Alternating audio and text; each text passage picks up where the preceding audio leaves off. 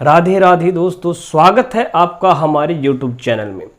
आज विशेष बात करेंगे जन्म कुंडली में राहु व केतु के बारे में। राहु व केतु हमारी कुंडली में विशेष एक महत्व रखते हैं। इन्हीं से काल सर्प दोष बनता है, इन्हीं से बहुत से ऐसे योग व दोष बनते हैं जो हमारे जीवन में बड़ा प्रभाव डालते हैं। हर ग्रह एक दूसरे के साथ होता है, आगे पीछे भी चलता है, लेकिन सिर्फ राहु व केतु ही एक दूसरे के आमने सामने पाए जाते हैं। राहु केतु एक दूसरे से 7वें भाव पे ही मिलते हैं। तो आज इनके प्रभाव, इनके स्थान से क्या फल होता है, क्या फलदायक होते हैं, वो आपको बताएंगे। लगन आपका चाहे कोई भी हो, अगर आपकी कुंडली राहु केतु से पीड़ित है तो जीवन भर आप कभी भी संघर्ष करने के बावजूद सफल नहीं हो पाते। हम दूसरे दोषों की तरफ ध्यान देते हैं, कुंडली दिखवाते हैं, लेकिन जो बारीक दोष होते हैं वही हमारी कुंडली में कष्टदायक होते हैं। देखिए, अगर राहु आपके बैठा है लगन में, राहु बैठा है लगन में, तो केतु मिलेगा 7वें भाव में, 7वें भाव में। अब यहाँ पे बात ये है कि प्रथम भाव तन का है और 7वां भाव गृहस्थ का है।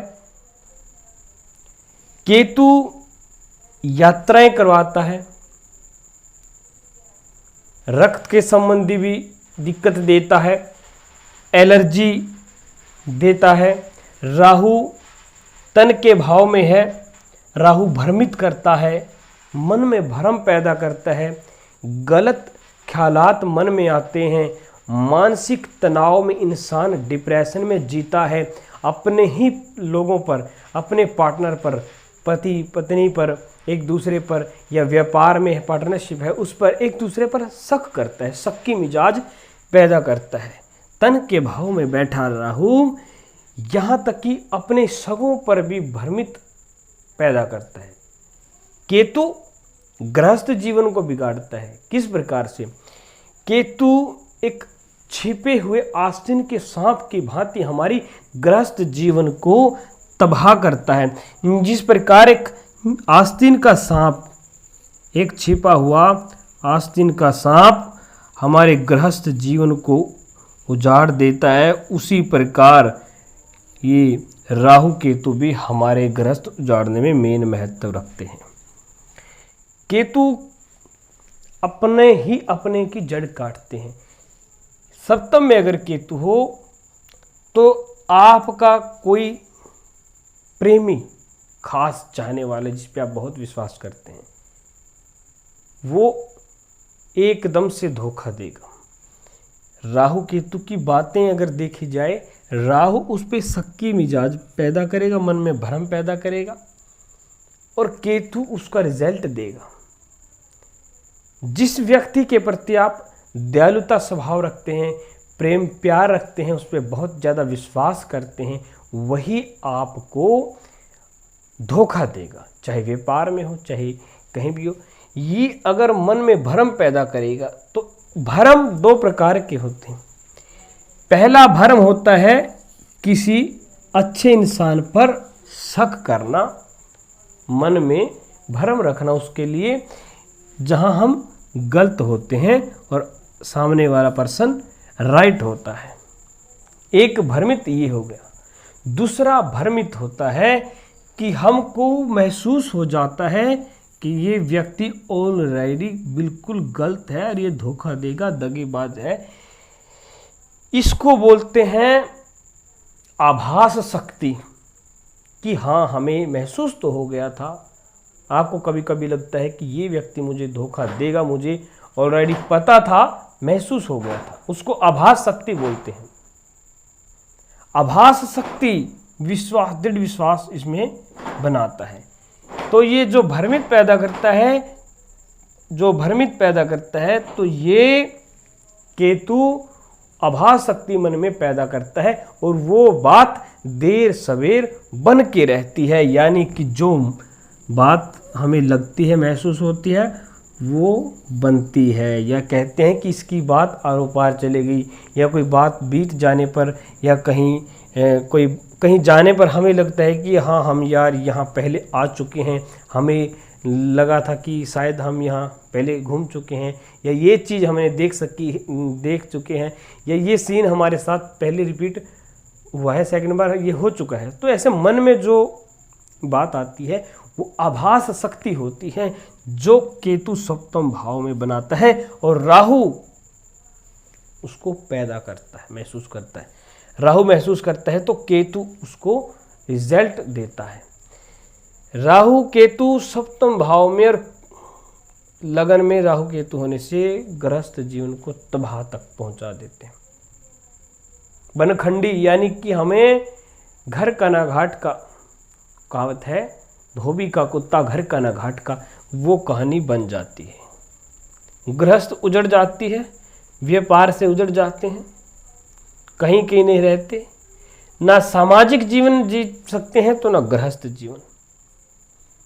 झूठे कलंक व दोष भी यहाँ पर हमें लगते हैं। राहु केतु भ्रमण पैदा करता है, विदेश यात्राएं करवाता है, अपने रोजगार को अदला बदली करवाता है। कुछ समय यहाँ रोजगार किया, कुछ समय के बाद वहाँ रोजगार किया, कोई शॉप कब अदलना बदलना, या नौकरी के सिलसिले में या बिजनेस के सिलसिले में इधर उधर हमें भटकाता है। राहु केतु अगर आपके लगन सप्तम भाव में है तो इनका उपाय कीजिए। छोटे छोटे उपाय बहुत से हैं जो हमारे जीवन को बदल सकते हैं।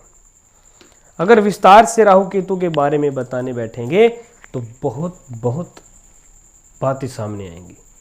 छोटे छोटे उपाय राहु केतु के लाल किताब के अनुसार भी आप कर सकते हैं, हम समय समय पर बताते रहते हैं। लेकिन जो आज का खास उपाय है वो राहु केतु का हम आपको बता देते हैं।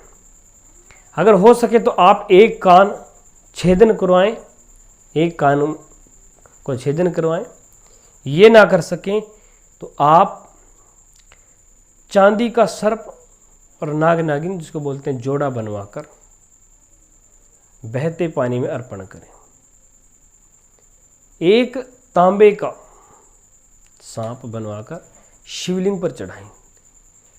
मान लीजिए आपके आसपास इतना बड़ा शिवलिंग है तो उसके ऊपर फनधारी तांबे का सांप बनवाकर अर्पण करें। ये 500, 700, 1000 रुपये आपका किया गया खर्च भविष्य में आपको जीवन में इतनी तरक्कियां देगा कि आपके जीवन में जो छोटे छोटे रोड़े आते हैं, आपके अपने ही सांप का काम कर जाते हैं, वो दूर होंगे। शत्रुता बिना मतलब से पैदा होती है। आप प्रेम करना चाहते हैं, दूसरा शत्रुता निभाता है, आप विश्वास का हाथ आगे बढ़ाते हैं, दूसरा दगा दे जाता है, तो वो इंसान आपके मार्ग में नहीं आएंगे। जो ये राहु और केतु काम कर रहा है ये शांत होगा। राहु केतु के छोटे बड़े उपाय बहुत से हैं, लेकिन हमने विशेष तौर पे बताया है। ये उपाय आप करके देखिए, आपको 101% रिजल्ट मिलेगा। और आपकी कुंडली में अन्य ग्रहों का क्या प्रभाव है, किसकी दशा है, साथ कौन बैठा है। राहु के साथ बृहस्पति है तो बृहस्पति पीड़ित है, गुरु चंडाल योग बनाता है। साथ में सूर्य है तो सूर्य ग्रहण दोष है, अगर चंद्र है तो चंद्र ग्रहणित दोष है। इस प्रकार से पूरी कुंडली का फलादेश करने के बाद पूरा निचोड़ बनता है कि राहु केतु और कहाँ कहाँ आपको परेशान कर सकता है। लेकिन विशेषकर तन में बैठने से और गृहस्थ जीवन में बैठने से यहाँ तो तबाही के आसार ही बनाते हैं। सो आप सोच समझ कर चलें, कोई भी बात करें, कोई भी काम करें, सोच समझ कर करें। किसी पर लेन देन का विश्वास करें तो भी सोच समझ कर ही करें। कुछ पूछना चाहते हैं कमेंट करके पूछ सकते हैं। वीडियो को शेयर करें, लाइक करें और चैनल को सब्सक्राइब करके हमारे साथ जुड़ जाइए। आज के लिए इतना ही, धन्यवाद। भगवान आप पे कृपा करे। जय जय श्री राधे।